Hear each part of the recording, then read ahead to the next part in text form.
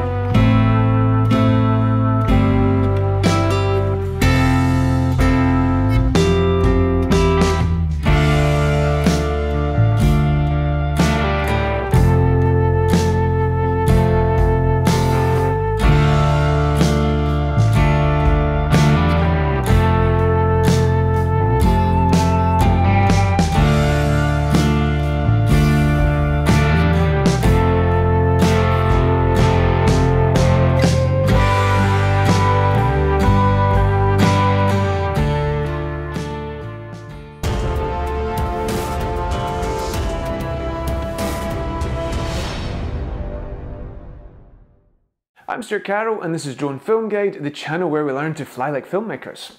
So, how the hell do we do those shots on a Phantom 4? Well, point of interest is the answer. Now, you might have heard of point of interest, you might have tried it. Point of interest allows you to set a point of interest and then fly a circle around it automatically using the Phantom's intelligent flight modes. When I first heard of point of interest, I thought, oh, that's kind of cool, I can fly circles. Yeah, okay. But I didn't really see the creative opportunities that it opened up. Now think about it this way. First of all, have you ever tried to fly a circle manually with the Phantom 4? I tell you what, I can't do it. Some of you out there, I'm sure you can. You're probably a lot better at flying than I am, but I can't do it. I couldn't fly a half circle or a quarter circle, to be honest with you, even with the sensitivity of my yaw stick turned all the way down, but we'll come back to that at some other point. So the intelligent flight mode for me is extremely useful to allow me to do those arcing motions. You don't have to do a full circle, you can do a quarter circle or a half circle. Now the next question, even if you've got the dexterity in your thumbs to do those kind of rotations, have you then tried to dial in some tilt on the camera? Have you tried to change the distance from your subject, or have you tried to change the altitude at the same time? If I tried, I don't know, I would have given up straight away. I'm not good enough to do that. And why should I bother? I've got other things to practice and to spend my time on. I've got a Phantom that can fly itself for me. Use the point of interest. Now, as I say, the next step is understanding that point of interest is not just about flying circles. So let's jump into the computer and take a look at what we can do with point of interest and some additional manual control. So as we were saying with point of interest, you need to set the point at which you want the Phantom or the drone to rotate around. In this case, it's the top of the church. So we have the camera pointed down, looking at the top of the church, and as we speak, I would have been setting the point of interest on the DJI app. After that, move out to the circumference at which you want to rotate around relative to the point of interest that you just set. Foot around, get your Phantom in position and frame the shot. It's all looking nice. Oh, who on earth is that? Well, that would be me.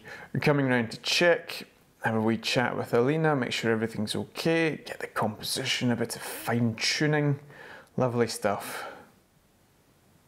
A little bit more chitter chatter, check with the boss, there we go, point the camera up. Okay, good to go, let's see this thing fly itself with point of interest, get out the way. There we go, behind the church. Gorgeous model, gorgeous church, gorgeous location, everything's going well, how good is this? Hold on a second. You total donut. So Alina tells me that even though she was completely motionless in that last shot, she was shouting at me, telling me to watch out, but I'm not convinced. Anyway, this was our next attempt, much higher, out of harm's way, pretty simple point of interest. It's an awesome shot. I mean, it looks absolutely gorgeous, but we can do better than that. So let's throw in some extra movements. This is one of the shots that you saw earlier on that we tidied up and showed you in the introduction. We've got the point of interest doing its thing. We don't need to worry about that. That's going to stay focused on the church. So as a consequence, let's throw in some rising motion.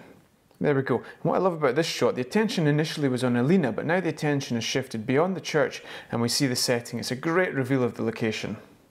Full of beans, having not crashed it on the last shot, let's have another go. This one's a similar kind of motion. We've got the point of interest rotation. As you can see, the camera is tilted down towards the church and at Alina.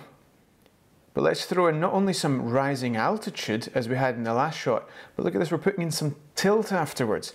Now again, as a storytelling shot, you're eager now to see what it's revealing, and it's revealing the landscape, it's revealing the location. Awesome shot. Now for the most complicated. Alina's just walked into the shot as the camera is being tilted down by myself. The point of interest is taking the camera on an arc from right to left. We at this exact point in time are descending the phantom whilst at the same time tilting up, so Alina's not left out of shot. We're revealing the landscape in the background as she continues to walk around the back of the church. Now we're going to start bringing the phantom down ever so slightly just to make sure that she stays in the frame, and we're closing in the distance on Alina all at the same time. If you look closely, you can see me standing next to a bin behind a bush in the background, so that's enough of that shot. Pretty complex move, but also very achievable with point of interest. So look at it this way, you've just turned your single operator Phantom 4 drone into a dual operator beast of a flying machine. The first operator is the Phantom doing the piloting for you. The second operator is you, dedicated to controlling the camera by a combination of gimbal movements such as tilt and Phantom movements such as rotation, altitude changes, flying forwards and backwards, whilst the intelligent flight mode does its own thing, in this case a rotation point of interest around a subject that you've already set in the application. It's an extremely powerful tool and you can come up with some really cool shots. So let us know what you think, let us know your experience of point of interest. Is it useful for you, is it not useful for you? Have you got some better intelligent flight modes that you prefer to use? Either way, leave your comments below, and most of all, don't forget to subscribe so we can fill you in as and when we have more videos like this on Drone Film Guide.